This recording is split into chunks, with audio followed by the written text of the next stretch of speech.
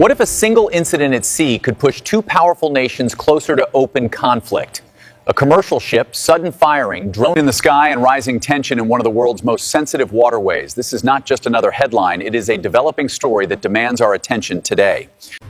Welcome back. Today we're taking a deeper look at a developing situation between Iran and the United States. Both sides are making serious, credible claims. The stakes are getting higher with every passing moment.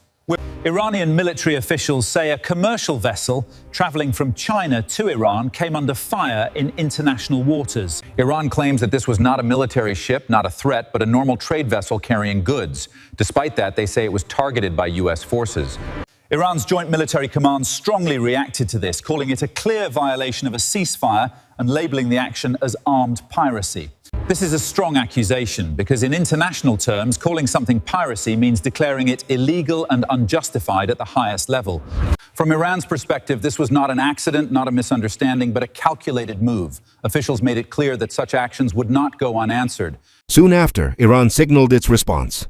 Military sources claimed that drones were deployed in the region and that several U.S. military vessels were targeted. While the full details of damage or impact remain unclear, the message from Iran was direct. They are ready to respond and defend their position.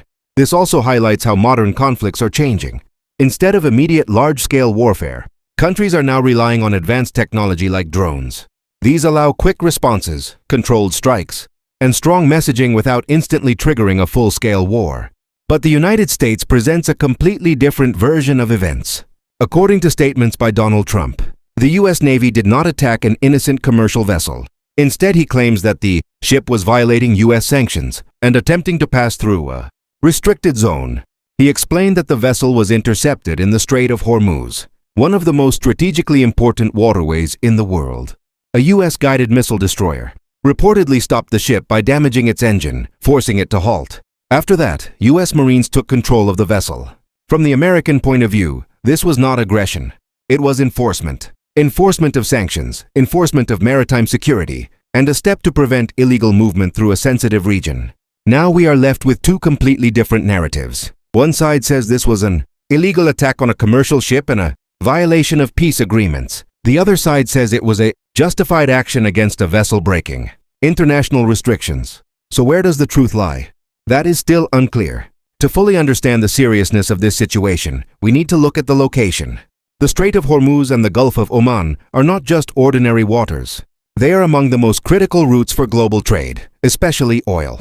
A significant portion of the world's oil supply passes through this narrow stretch every single day. Any disruption here can immediately impact global markets. Oil prices can rise within hours. Shipping companies may reroute vessels. Insurance costs can increase. And ultimately, ordinary people around the world may feel the impact through higher fuel and transportation costs. This is why even a single confrontation in this region is treated as a major global concern. Now let's talk about what could happen next. There are several possible scenarios, and each one carries its own risks. The first possibility is de-escalation. Both countries may choose to step back, reduce tension, and avoid further conflict through diplomatic channels. The second possibility is controlled escalation. This means small-scale actions continue, drone activity, naval interceptions, warnings, but both sides avoid crossing a line that would trigger a full war. The third and most dangerous possibility is major escalation. If one side takes a stronger action or miscalculates the situation, it could lead to a direct military confrontation. And once that begins, controlling it becomes extremely difficult. At the moment, it appears that both sides are walking a very thin line. They are showing strength, sending messages, but also trying not to push the situation too far. However, in such tense environments, even a small mistake can lead to big consequences. Another important factor is global reaction. Other countries are closely watching this situation. Any instability in this region affects not just Iran or the United States, but the entire international community. Global powers may step in diplomatically. International organizations may call for restraint. Markets may react even before any further action takes place. So this situation is not isolated. It is connected to a much larger global picture. At the end of the day, this is not just about one ship or one incident. It's about influence, control, and power in a region that holds massive importance for the world economy. One side calls it piracy, the other calls it enforcement. Both are standing firm on their positions. The reality is still unclear, but the tension is real, and the world is watching closely. The coming days will be very important.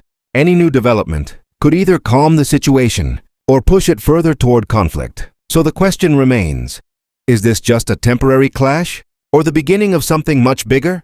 Let me know your thoughts.